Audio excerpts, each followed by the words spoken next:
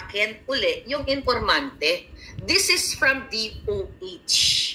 Okay? DOH. Mga kababayan, napakalungkot ng nangyayari dyan sa Department of Health dahil kay Lisa Tanas at sa isang dentistang nagngangalang Molly ayon sa ating informante na naghari-harian na inuutusan ni Lisa para mangamkam dyan sa procurement. Ikaw, putang ina ka. Dr. Molly, na hindi ka naman doktor na medical doctor. Diba? Isa siyang dentista. Wala pong problema. Ang dentista, doktor, o kung anong profesyon mo, ang problema sa hinayupak na ito, nakasabwat ni Lisa, ay ayaw daw po niyang pumirma sa mga dokumento kapag walang nakalagay na Dr. Molly. Sino si Dr. Molly? Kayong mga taga-DOH na inaapi ng hayop na babaeng ito at ni Lisa, kailangan niyong magsalita. Katulad ng mga military, men and women in uniform, kailangan niyo pong magsalita sa ginagawa sa inyo dahil pinagtitripan kayo. Imagine niyo mga kababayan ang report sa atin, mga matatagal na mga direktor na mga direktor dyan sa DOH at sila ay mga career executive service officer. Ibig sabihin, hindi sila basta-basta tinatanggal dahil hindi naman sila appointee, pinaghirapan nila. Diba? Mula sa bababa hanggang sa tumaas ang kanilang mga posisyon, tinatanggal sila ng babaeng itong Molly na itong waka ng inang ito sa utos ni Lisa Tanas kapag harang-harang sa kanilang korupsyon o pagnanakaw ayon sa ating source. Now, mga kababayan, tinanap-hanap ko itong Dr. Molly na to. May isang article from September 26. Binibida-bida siya dito. Sabi dito, leadership in public health, specifically the Department of Health, should combine expertise,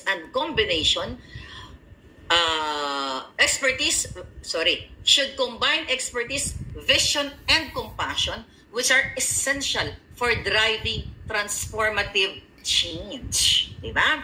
So, ang pinag-uusapan dito, yung mga leaders dyan sa DOH, ang galing, ano? Kailangan talagang pagsamahin ng expertise ng pagnanakaw ni Lisa Tanas, yung vision nilang ubusin ang taong bayan, at yung itim nilang compassion sa pangangamkam. At ito daw ang essential, di ba? For driving transformative change. Yeah, this is really essential ang pagnanakaw nila para sa pagbabago sa pagnanakaw. Kumbaga, kung may mga corruption man in the past, sabihin natin 5, ngayon, piso, 2 piso, o 1 milyon, this time, 10 million times 3 times 100. You know what I mean? O sabi dito, the principle of putting the right people in the right positions is not just a matter of operational efficiency, it's a cornerstone success. Okay? Grabe talaga ang mga eksena dito. Dapat ang pipiliin sa mga posisyon ay mga taong what? Efficient, good people, chucho-chucho. Okay? Para sa success ng DOH. Alright. Eto na ngayon. Kasi kailan basahin natin yung pangalan niya. This alignment of talent and roles is essential for achieving project goals and driving meaningful progress. Yung mga ganong talento ng kagalingan, di ba? Kagalingan dapat ng isang doktor o itinatalaga sa DOH, ito daw dapat ang mga taong inilalagay para ma-achieve kung ano man ang kagandahang pwedeng maidulot sa DOH. Sabi ni Dr. Wenceslao Loderes or Loderes, whatever. So ngayon, eto yung mga sinasabi niya na dapat ito, ganitong klaseng mga skills or compassion, passion, whatever, ang ina-appoint. Okay, tingnan natin.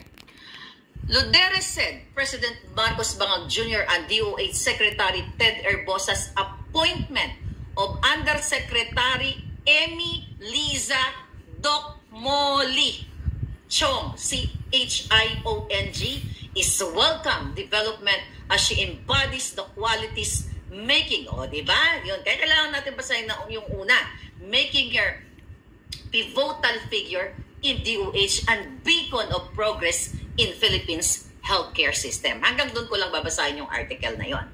Okay, ang pangalan ng inappoint o kasabwat ni Lisa ayon sa ating source sa DOH na nagari-arian dyan at pinagtatatanggal yung mga matitinong tao dahil nakikita ang kanilang pagnanakaw, mga kababayan, ay si Undersecretary Emmy, E-M-M-I-E, Lisa. Talaga naman ito. May mga kaibigan ako Lisa pero hindi katulad ng mga Lisang ganito, aka Doc Molly Perez, C-H-I-O-N-G. Mga kababayan, kailangan ko i-emphasizean. Kasi, ayon sa ating source, noong September 11 pa, may tinanggal siyang 2 direktor. May mga anak. Walang dahilan na tinanggal dahil utos ni Lisa Tanas dahil nakaharang sa kanilang pagnanakaw. Ikaw na putang ina ka. Molly, huwag ka magpanggap ng medical doctor. Maayos na yung pagiging, yung dentista ka na lang eh. Achievement. Dalam ni ada kita campur pegaga. Dentista, magiging doktor, tangina ka. Na yan, ng isang dentista. Pero yung umarte ka pa, na hinayupa ka, hindi daw po, mga kababayan, pipirma ng mga dokumento kapag ang nakalagay lang ay yung first name and last name niya. Kailangan ilagay daw, lagay mo pangalan ko dyan, dapat may doktor. Dapat kasuhan itong na medical doctor. bruha na babae na yan. Magkaiba ang medical doctor sa dentista. Ang dentista, yung bunganga, yung ngipin ng tao, ang iatupagin mo. Hindi ka license para manggamot ng mga organs maliban sa mga bulok-bulok na ngipin ng mga tao. Huwag kang umarte dahil nagsusumbong ang tao sa inyo. Kaya nga, ikaw, Dr. Secretary Herbosa, alam mo na ipapalit yan sa'yo dahil yan ang gusto ni Lisa Tanas. Wala kang magawa, Sir, Dr. Herbosa, dahil sa utos ni Lisa Tanas. Maghari-harian niyang hinayupak na yan, na Molly na yan, galit na ang mga taga-DOH sa kanya dahil ano ang nangyari dyan, mga palangga? Dahil lang. Tignan natin to. Bakit hindi ba pwedeng kasuhan yung bruhang Molly na yan? Pailan nyo ng kaso. Yung kayong mga tinanggal niya. Nakagalit, mga palangga. Diyan sa DOH. Okay. Hindi ka pala doktor, bruha ka. Muli ka. Umayas ka dyan sa DOH, dentista ka pala. Sana yung sinulat ko dito kanina. Kala mo kung sino palang umasta. Okay. Ang sabi ng ating informante, sabi niya ng ganon sa akin, Miss Maharlika, grabe po ang sitwasyon namin dito sa DOH. Meron pong kaming kasamahan. Etong information na to, September 11 ito na tinanggal po nila, nakakaawa, matagal na po dito sa DOH. May mga pamilya po, tinanggal po ni Molly. Dahil ang sabi po niya na kung ano ang utos ni Lisa sa kanya ay gagawin niya at walang makakapigil sa kanila kahit sosi pa. Sosi. Okay? Career Executive Service Officer. Okay? Ngayon, mga kababayan, galit na naman ako. Alright? Galit na naman ako palangga. Actually po, tinanggal nila si Dr. Tayag. 35 years in service si Dr. Tayag, tinanggal po nila, pinalabas lang nila na kunwari po ay nag-retire si Dr. Tayag or Eric Tayag, yung dancing doctor. Kaya tingnan din si Dr. Tayag dito. Okay. Ganito kadumi. Tignan natin si Dr. Tayag. Laro ni Lisa sa Tanas, lahat. Okay, tama. Kasi noong April 8, pinalabas nila DOH, article ng Philippine News Agency, DOH Secretary, DOH USEC Tayag retires after 35 years of service. So, nung nakuha ko itong information na ito, tinignan ko talaga bang nag-retire ba to si Dr. Tayag, ganon. So, totoo nga, may article, April 8, 2024, na sinasabi dito, Undersecretary Enrique Tayag is retiring pa lang nung date na to, more than 35 years of public service. The Department of Health announced during its flag ceremony on Monday, mga kababayan. At ang sabi dito, Undersecretary Tayag the DOH Executive Committee and staff expressed gratitude for Tayag's exemplary service for the health of the nation. Alright. Then sabi dito sa balita, mga papupapuri kayo, mga pampalubag-loob. Sabi ng DOH spokesperson, I am witness to his well-deserved progression from a young infectious disease doctor and epidemiologist to Health Undersecretary, Chief Information Officer, and DOH spokesperson. Okay? Si Erbosa pala nagsabi nun. Assistant Secretary Ariel Valencia is expected to replace Tayag as head of the DOH Public Health Services Cluster or PHSC in charge of epidemiology, disease prevention and control and health promotion by April 15. Undersecretary, Amy Liza Perez Chong will be the new Chief Information Officer who will be in charge of the information, communication, technology, governance, Kasi, yun nga, dahil sa utos ni Lisa, pinalit yung hinayupak na dentista na yan ayon sa ating source. Mga kababayan, ano ang role nito? Ang role ng babaeng ito ay hawakan na rin, kahit wala sa kanyang scope of work, hinawakan niya ang procurement. Alam nyo na kung ano ang meron sa procurement. Yan ang nagpo-procure ng everything na kailangan supplies, di ba? Yan din ang magdi-disburse ng mga pera, para dyan makakamkam. Para makapagnakaw. Kaya nilagay ni Lisa Tanas itong si Molly na hindi po medical doctor, kundi dentista na nagpapanggap na medical doctor sa DOH.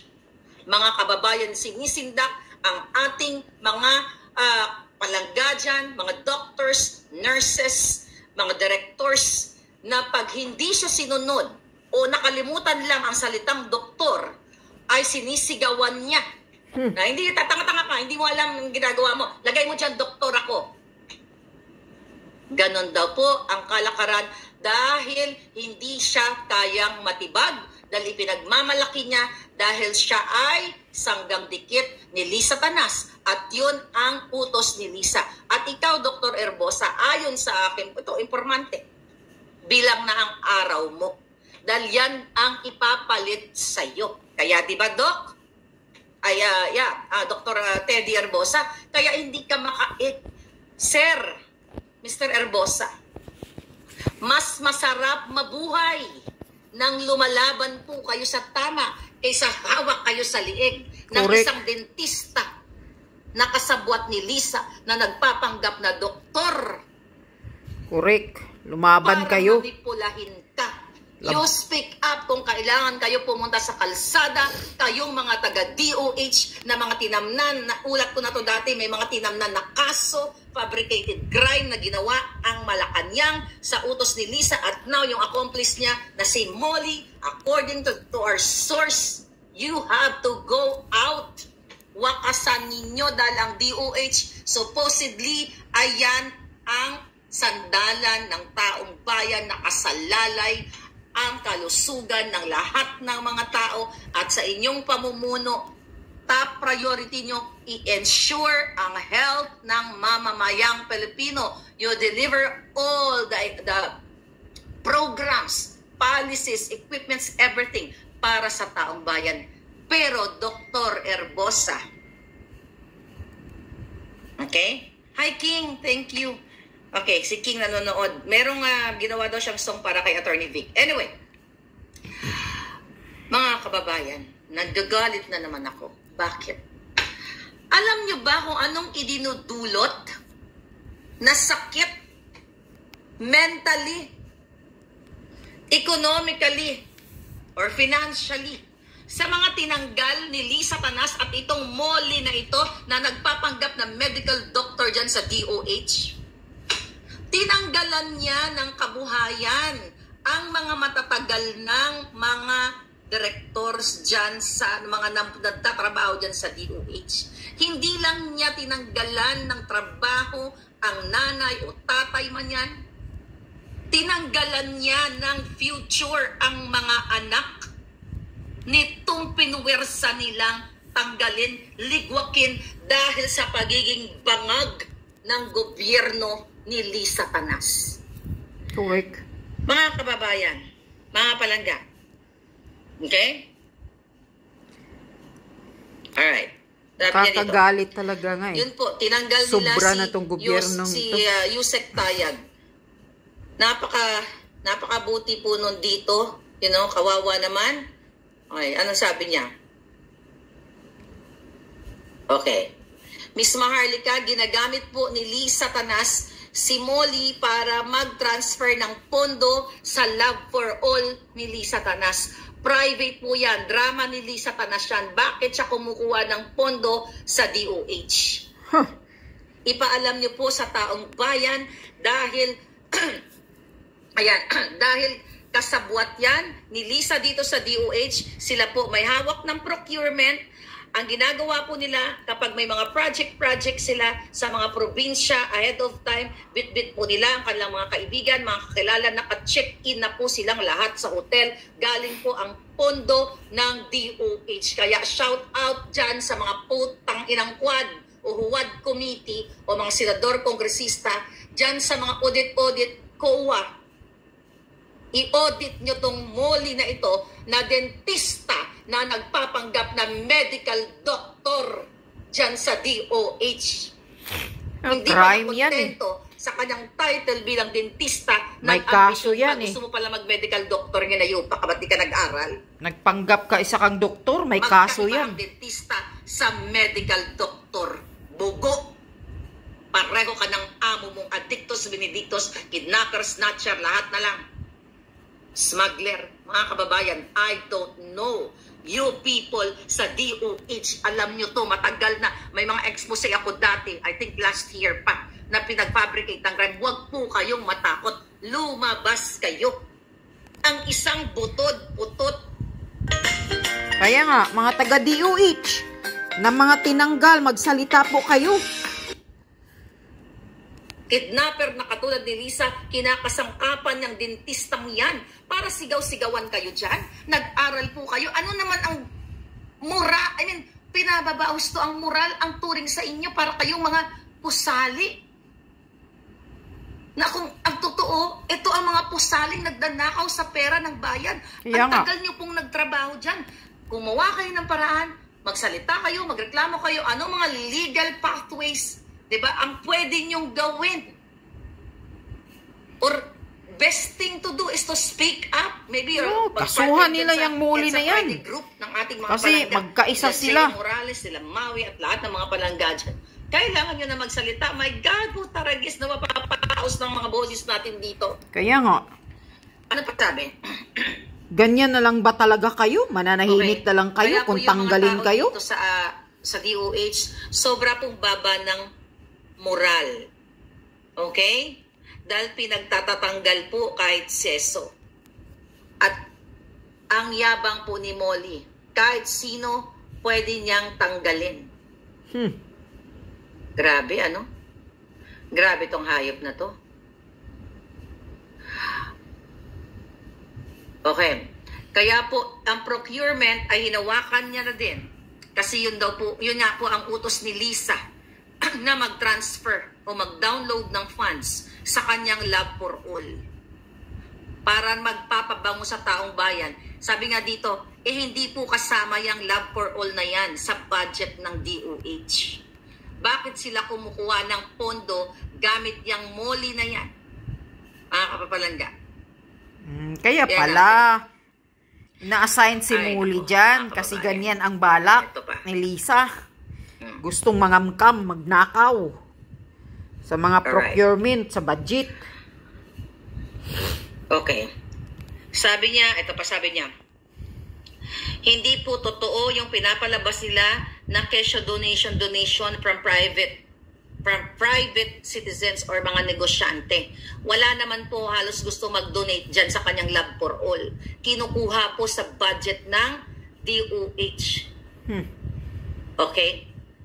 Twice a month po sila o more than that, nagpupunta sila kung saan-saan.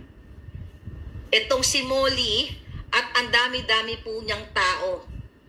Ma'am, hindi po sila volunteer. Mga tao po sila ni Molly at ni Lisa. Grabe po ang pinagagawa dito dahil nakikita ng mga directors yung kanilang kawalang hiyaan. Kaya kapag mayroon pong nagreklamo o nag-call out sa kanila, nagsisisigaw po dito sa DOH at hindi daw po siya matatanggal o matitibag dahil si Lisa Tanas ang nag-appoint sa kanya. Grabe po, kawawa na yung aming mga sitwasyon dito.